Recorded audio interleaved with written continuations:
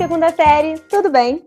Vamos dar continuidade à nossa matéria, tá? Unidade 21 do nosso livro base, e vamos estar estudando a queda da monarquia e início da república.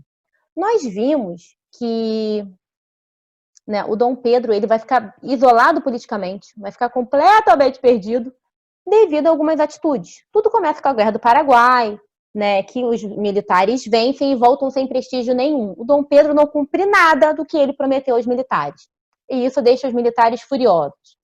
Né? E aí começa todo um esquema. Na página 3, nós vamos ver os 3 setores que ficaram contra o Dom Pedro. O primeiro é a questão religiosa, né, resumindo de uma forma simples, porque a Igreja Católica era contra a maçonaria. E o nosso imperador era maçônico. Então a igreja vai se voltar contra ele e vai falar para os fiéis também não seguirem o imperador, se voltarem contra ele. E a igreja tinha muito prestígio naquele período, muito poder. Depois a questão abolicionista, no qual, né, o pessoal, né, principalmente os fazendeiros, que sofreram muito com o fim da escravidão, em dinheiro, né, financeiramente, vão se voltar contra ele. Por quê? O fazendeiro tinha um escravo não tinha salário, e o imigrante tem. Então, para o Dom Pedro, né, isso foi uma perca de ter os fazendeiros ao seu lado.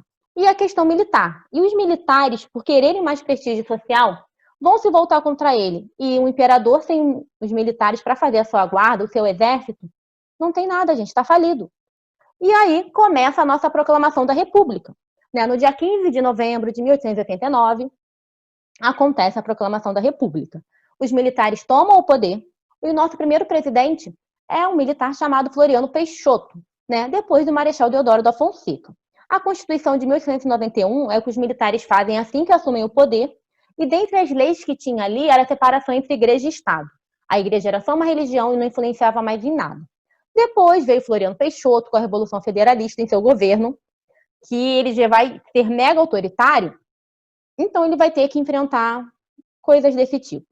Né? E por fim, chegamos na parte que o Floriano Peixoto acaba com as revoltas em 2 tempos. E aí tem as atividades do final do livro que nós vamos estar fazendo na nossa aula ao vivo, que você não vai perder, tá bom? Então, beijos e até lá!